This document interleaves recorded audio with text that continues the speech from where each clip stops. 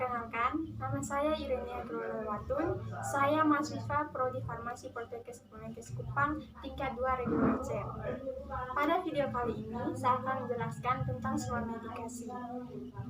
Selamat menyaksikan. Selamat siang Ibu. Di sini saya akan memberikan sebuah respon tentang kuesioner tentang swamedikasi. Swamedikasi adalah pengobatan sendiri. Bisa kita beli obat tanpa resep dokter atau menggunakan resep dokter. Di sini saya mengumpulkan data tentang pengetahuan tentang swamedikasi. Ini diisi dari depan sampai belakang.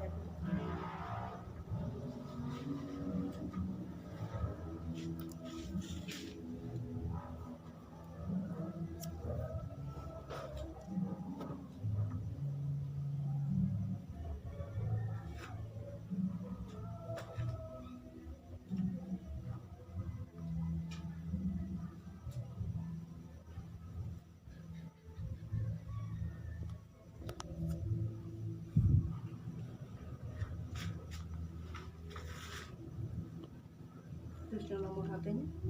Iya.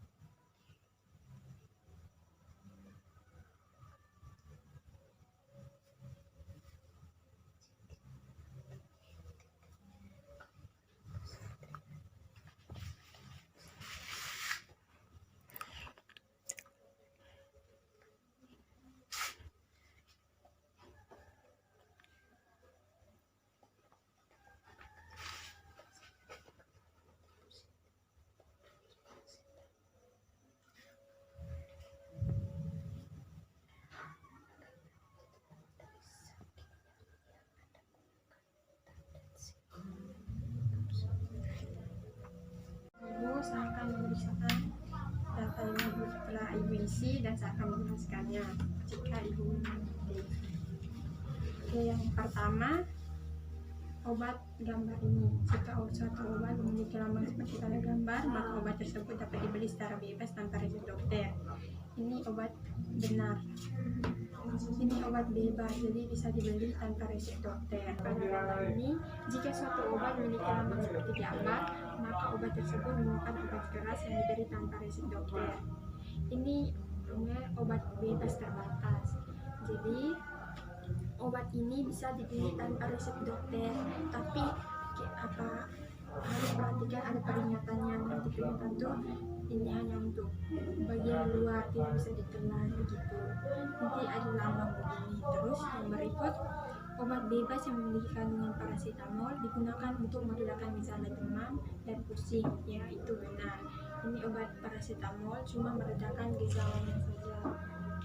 Terus yang keempat, obat bebas atau bebas terbatas digunakan tanpa resep dokter, hanya untuk mengatasi gejala ringan seperti sakit kepala ringan dan nyeri ringan. Jadi obat seperti paracetamol contohnya tadi di atas itu cuma meredakan nyeri saja, diberi tanpa resep dokter juga bisa, tapi harus memperhatikan peringatannya biasanya warna hitam. Jadi B1 obat ini hanya untuk diminum, tidak bisa untuk pemakaian luar, tidak bisa untuk ditelan gitu, ada peringatannya masing-masing. Berikut yang kelima, dosis obat yang diminum anak-anak setengah dari dosis orang dewasa. Itu benar, karena pertahanan tubuh orang dewasa dan anak-anak itu berbeda. Anak-anak lebih rentan terkena penyakit dan pertahanan tubuhnya itu lebih kecil dari orang dewasa. Yang keenam, jika aturan pakai obat adalah 3 kali sehari, berarti obat diminum setiap 8 jam. Itu benar, karena setiap 8 jam tuh obat diminum supaya diminumnya tepat pada jam, contohnya pada jam 8, berarti setelah 8 jam kemudian baru diminum supaya obatnya tuh bekerja lebih efektif.